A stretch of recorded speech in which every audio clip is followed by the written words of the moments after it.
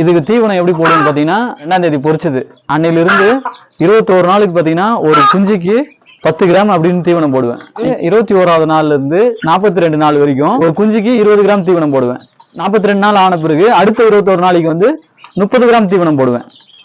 மொத்தம் 63 நாள் ஆயிரும். 63 நாள் வரைக்கும் வந்து குஞ்சு பருவம், கிட்டத்தட்ட 9 வாரங்கள்.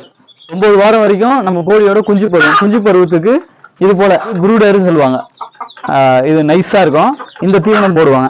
தீவனத்தோட விலை பார்த்தீங்கன்னா 1 கிலோ 34 ரூபாய். அதுக்கப்புறமேட்டுக்கு வளர்ப்பருவம். நான் வளர்ப்பருவம் தீவனம் போட மாட்டேன். அதுக்கு பதிலாக முட்டை தீவனம். முட்டை தீவனம் பார்த்தீங்கன்னா 63ல இருந்து 84 வரைக்கும் இதுக்கு வந்து 40 கிராம் தீவனம் போடுவேன். 84 நாள்ல இருந்து 104 நாள் வரைக்கும் 50 கிராம். இது போல 21 நாளைக்கும் நம்ம வந்து தீவனம் இன்க்ரீஸ் ஆகிட்டே இருக்கும். நான் இதை எப்போ சேஞ்ச் பண்ணுவேன்னு பார்த்தீங்கன்னா கரெக்டாக இங்கே வரும்போது பார்த்தீங்கன்னா